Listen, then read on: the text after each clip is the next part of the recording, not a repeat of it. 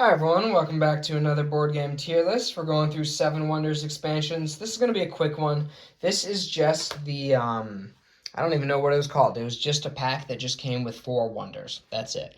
But I did want to talk about them because there's some interesting stuff in here. So let's dive into them. One is Stonehenge, gives you a lumber. You get some points along the way. And then this one gives you 2 points for every stone that you have, which is really interesting. Unfortunately, you don't start with a stone here, which kind of weakens it. You probably are never going to want more than 3 stones in a game, so it kind of caps out at 6, whereas most of the other wonders have a 7 here, so I do think that's pretty weak. Side B is interesting. It's actually the first stage. You now get a 1 point and 1 money for every stone, which I kind of like more because it helps keep things going. But also, how many stones are you really going to have? Especially when you build this, it's going to be earlier in the game. And you'll notice neither of the wonder stages require stone to build it.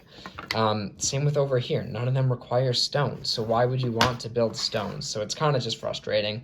This one is kind of good. It's kind of like a make your own guild. Whatever card color you put under there, you get 1 point for each card of that color that your neighbors have. So that one's kind of good. Other than that, it's pretty bad. Now that I'm looking at it, I think it's going to be an F. Sorry, Stonehenge. All right, Abu Simbel. Starts you with a papyrus, which is neat. You get some points, and then this last stage, so this combos with the leaders expansion. What you do is you would basically bury one of your leaders here as a mummy, and then at the end of the game, you get points equal to double its cost. And then the backside is similar. You just get 2 of those. So it's interesting. It can definitely give you a lot of points. If you get a leader like Ramses and then you bury him, that's 10 points. The most it can be is Pericles would give you 12. Problem is you don't want to bury Pericles because then he does nothing for you.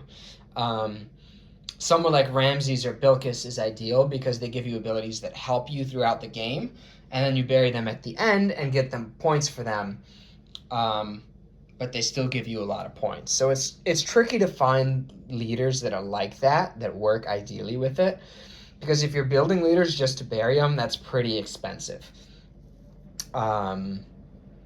And again, it's tricky because you don't really want to build these until the end of the game. So kind of like Halicarnassos, that's kind of frustrating because usually I want to build my wonder stages earlier. So I think this one's going to be C.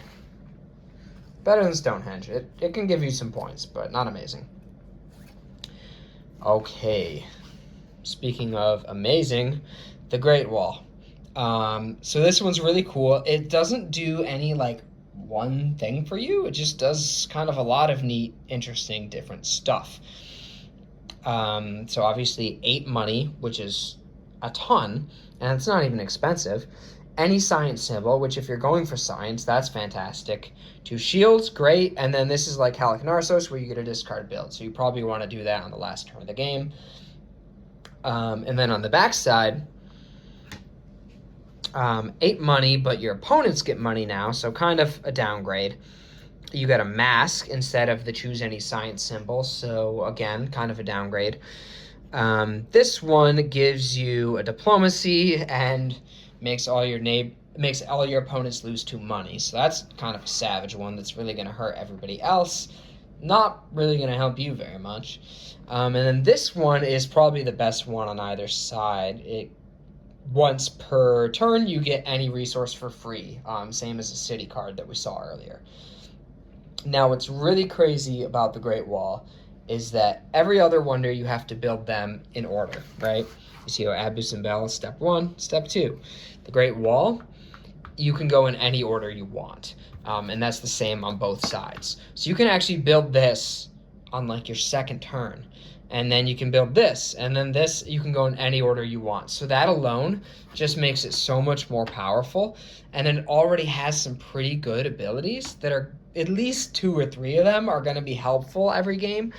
And then there's 4 different options to choose from. So this one is just so good. That actually might be the best wonder. which is funny because the other ones from this pack were not that strong, but that one, the pack is kind of worth getting just for the Great Wall, honestly.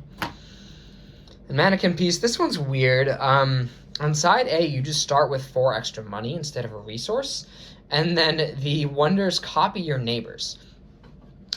So if we use Stonehenge as, say I'm in between Abu Simbel and Stonehenge, my first stage is 3 points, my second stage is 5 points, and my third stage is I get to bury a leader. So it just copies what your neighbors are doing, and it copies the cost too. So it's kind of a blank slate, really. It just depends on who your neighbors are. So that would be B. And then side B is completely different. There's only 1 wonder stage. It's very expensive, but it's very good. 7 money, 7 points, and a shield. That's a great return. That's one of the best. That's probably maybe the best wonder stage that there is. So that's definitely worth doing. And it's kind of nice because then you save other actions to just do other stuff, but also you just get less out of it in the long run. I'll put it in B. I don't think it's bad, but I don't think it's great. So there's those 4 wonders.